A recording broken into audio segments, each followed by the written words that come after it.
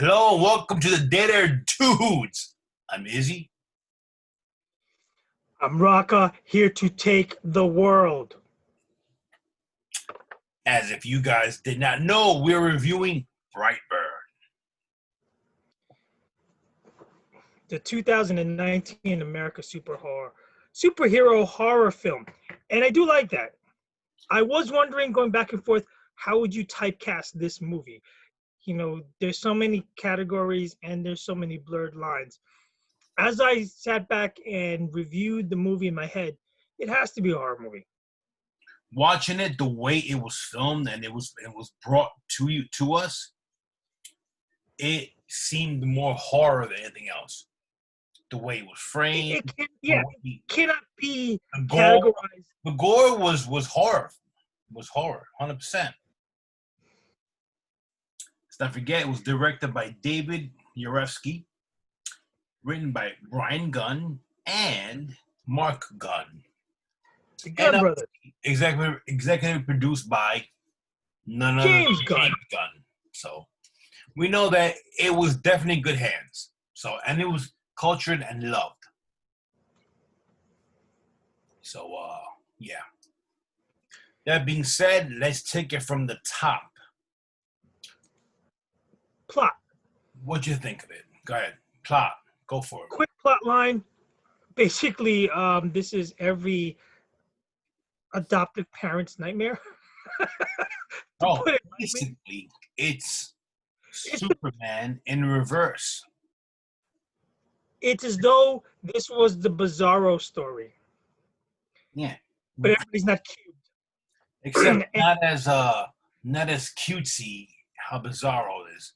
Oh, it was more not at all. What if an alien race, just saying, gave away their son or something happened and they intended for that son to grow up, and at a certain age he mutates. Obviously big spoilers for this whole episode, so just be advised. And like you said, the intention is to take over the world, and that is essentially what we have in Brightburn. Okay, but the problem is, not to get too geek talk with you, if Superman goes bad, you have Batman, and you have Aquaman, and you have Superman, and you have Green Lantern and Wonder Woman, and et cetera, et cetera. There's no one here to stop someone that powerful. Okay? Why this really is a one-sided movie. I have read some criticism of this movie. I get it. I don't agree, but I get it. One thing is that there's seemingly, since it's one-sided, seemingly a lack of that good side, like you just mentioned. Where is the savior side? Where is the antagonist? Who is going to stop him from just incinerating the earth? The other more common criticism I've read is that it kind of bullet train speeds through as soon as he finds out what his programming should be, for, I don't know, lack of a better term, when he starts mumbling in ancient language and then the translation comes in and the translation is computed and then it's boom. Take the world. Criticism has partnered with another criticism that says there's a lack of complexity and depth. Again, I buy everything mentioned by you and the criticisms. If you ask me, I'm fine with it. I thought it was enjoyable enough, so dark, so twisted, that I didn't need to have him go through a struggling metamorphosis and an identity crisis. Well, no, I'm cool that the kid is 12 years old. And another fact they actually mentioned, he's 12 years old. So at that point, you're grown enough to make decisions. And well, he's picked on at school, right? He's different. And anyone who's ever been picked on or bullied or feel marginalized, different, strange, all of a sudden you've been endowed with powers beyond belief. Oh, hell yeah. Oh hell yeah, I'm gonna kick your ass, and I'm not gonna care why. Not to rob uh, a line from Homelander in The Boys, and it's not really his line, but I do what I want. I'm 12 years old. I'm gonna do what I want. You're not gonna change the story and tell the sheriff something different. You're not gonna fix me as a guidance counselor. You're not gonna help me do this. You're gonna criticize what I want. I'm F you. sorry, what are you gonna do? He has stopped the negotiating powers. He's not even bratish. He's not even a rebellious prepubescent teenager. He is straight. I don't give a hoot, and I do what I want. And so, with that said, All on the basis of the fact of his I program think it was just or enough. whatever. It was all based on the programming that he is destined to be this person. As you saw later on in his journal or whatever notebook, whatever, you saw how it was all planned out. Now, this is a fun fact which I did not know. Nice. And now you saw that it's Brendan Breyer, which is a harken back to the original, Marvel and DC, more Marvel for that matter, how they used the first and last names of the same character to be within the same letter. First name, the first letter of each name, like Bruce Banner, Peter Clark Parker, Kent. you know, Clark Kent. I did say Marvel, not DC. But, Okay, okay, okay. You well, can yeah, argue that's a CNK. well, Clark Kent theoretically could, yes. Could be also, But when the movie was announced and they were supposed to promote the film in 2018 San Diego Comic-Con in that July. Now you know that James Gunn had an issue with Twitter at that time where someone went back. Rumors are that people were upset on the DC side that Marvel was winning. I suppose they researched and went back on many of Marvel's tweets and whatever. So James Gunn early on was a struggling comedian, and he posted some kind of not so nice tweets as a joke within his Twitter feed. And folks, ladies and germs, and everyone, anything that you post on the internet will stay forever, no matter whether you delete it or you don't delete it. It's there. People will find a way to find it. So just remember that. But Disney, of course, pulled Brightburn at the last minute in the wakes of his removal of Marvel Studios and Guardians of the Galaxy 3, you know? But they're reconciled since then, months later, yada yada, boom, boom, boom. But that might have hurt it at the box office. They might have heard it in the rentals. They might have heard it on VOD. They might have heard it anywhere else. But carry on. Sorry, I had to interject No, it's understandable, and that notwithstanding, the movie itself standalone. I I believe, along with what you're saying now with The Boys and so many other different, I guess you call it anti-heroes. Yes. This this new emerging genre, not so much a backlash against, let's say, the whole Marvel Avengers line and everything, but as a very well done and viable counter, Yeah. it's fantastic. You offer the dark side to it. You offer the wait a minute. Basically, you offer the Batman story. Batman is on both sides of good or evil. He is an inch away from being the worst villain you can possibly be, or let me say the worst law enforcement you can possibly be, and on the side of justice. You don't know where this crazy, not crazy, but very torn individual is. He's traumatized, and he's got a lot of resources at his disposal. That's the beauty of Don't this forget the character is same the thing fact with that the Punisher character. this the beauty of this character, the fact that he doesn't give a shit, he doesn't know. And once it's brought to the attention of who he should be, and then he sees everything for what it is. How his again, spoilers abound. His parents turn on him. That's it. Well, the dad turns on him because the dad is more in touch with reality, and the mom, to the very bitter end, maybe seconds away from the end, lives Hey, in the I knew she tried to stab him right in the head, and she failed yeah, on. but no, but she lives in denial until she saw the Notebook. She knew.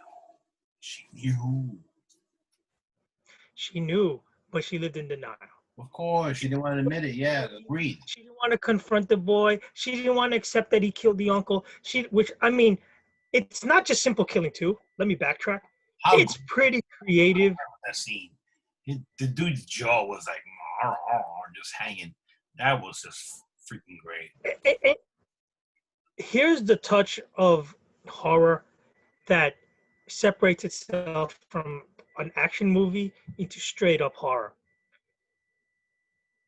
The uncle's jaw is completely severed by the steering wheel.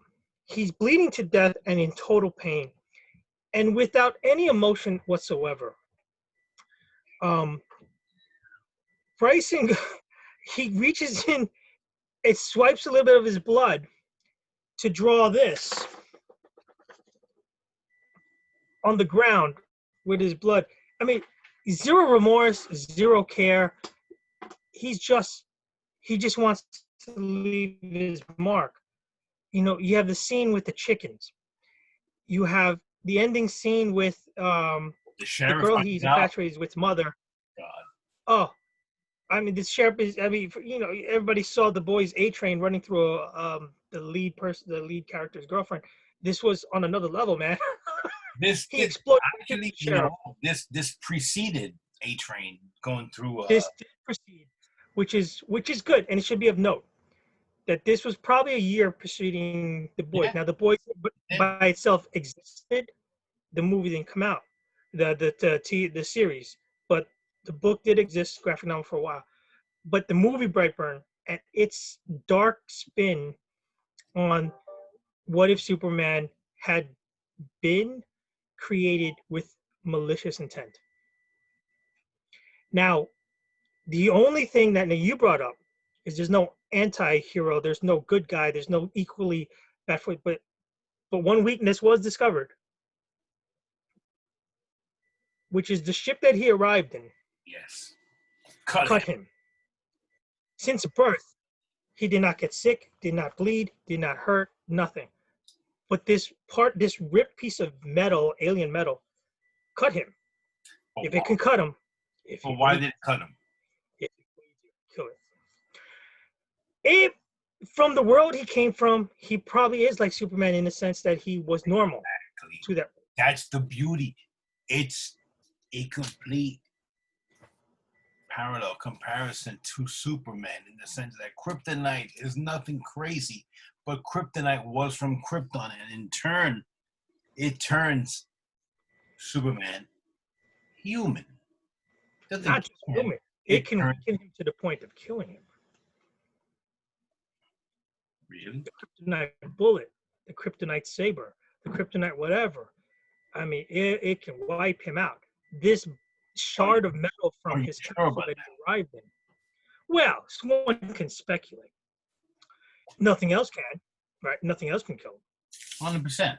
So yeah, there's been rumors about a sequel coming on, but James Gunn is knee deep into Suicide Squad, which is done and complete, and the pre-production of Guardians of the Galaxy 3 is starting. So, but the interest in a sequel, even though this one didn't do very well in the box office, one would question whether or not, without Disney's help.